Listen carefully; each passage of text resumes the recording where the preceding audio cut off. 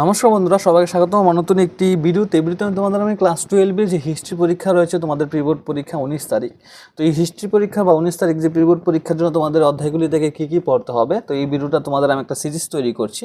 তোমরা অবশ্যই এটা খুব ভালোভাবে দেখবে। যদি চ্যানেল নতুন হয়তো চ্যানেলটাকে অবশ্যই সাবস্ক্রাইব করে দিও, ভিডিওটাকে অবশ্যই মনে করে লাইক করে দেওয়া এক্ষুনি, ঠিক আছে?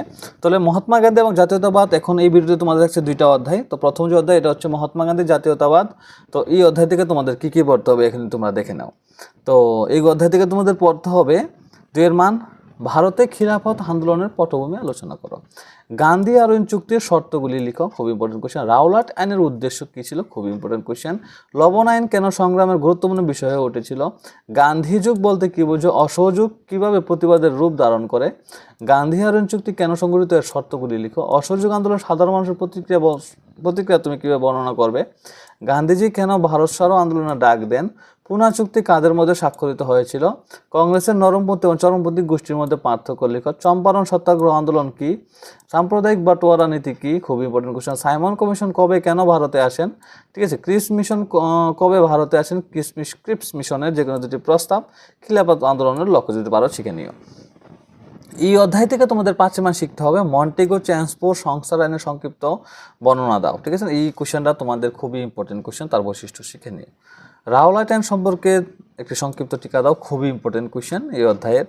নেক্সট তোমাদের পড়তে হবে জালিয়ানওয়ালাবাগ হত্যাকাণ্ডের সম্পর্কে কি জানো বা সংক্ষিপ্ত একটা টিকা দাও। এই অধ্যায়ের সবচেয়ে বেশি ইম্পর্টেন্ট কোশ্চেন, খুশি শিখো না শিখো এটা অবশ্যই শিখে নিও, তোমাদের খুবই ইম্পর্টেন্ট এটা। অসহযোগ আন্দোলন সম্পর্কে একটি সংক্ষিপ্ত টিকা দাও। নেক্সট তোমাদের পড়তে হবে আইনামান আন্দোলন সম্পর্কে একটি সংক্ষিপ্ত টিকা দাও। নেক্সট তোমাদের পড়তে হবে, তারপর দেখো 1935 সালে ভারত শাসন আইন সম্পর্কে একটু সংক্ষিপ্ত টিকা দাও বা আলোচনা করো। চারটি আইনের যে দফা রয়েছিল অবশ্যই তোমরা আলোচনা করবে। এই অধ্যায়ের আরেকটা সবচেয়ে বেশি ইম্পর্টেন্ট কোশ্চেন, ভারত ছাড়ো ভারত শাসন আইন, ঠিক আছে।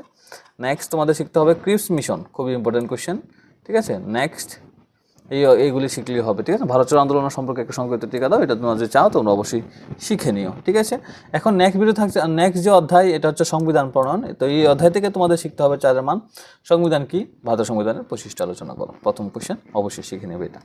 নেক্সট গান্ধীজি কেন হিন্দুস্তানি ভাষাকে ভারতের জাতীয় ভাষা হিসেবে হওয়া উচিত বলে মনে করতেন, ঠিক আছে।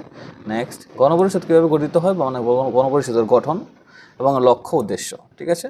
নেক্সট শিখতে হবে তোমাদের এগুলি থেকে গণপরিষদ বা সংবিধান রচনার ভূমিকা আলোচনা করো। গণপরিষদ কী বা সংবিধান সভা কী, বিতর্কের সমাধান চেয়েছিল, এগুলো তোমরা শিখে নিও যদি তোমরা অবশ্যই পারো, ঠিক আছে। তো না হলে এগুলি শিখলে তোমাদের হবে, ঠিক আছে। তো এই ভিডিওটা পর্যন্ত। নমস্কার, ধন্যবাদ সবাইকে। ভিডিওটা অবশ্যই লাইক দিয়ে দিও।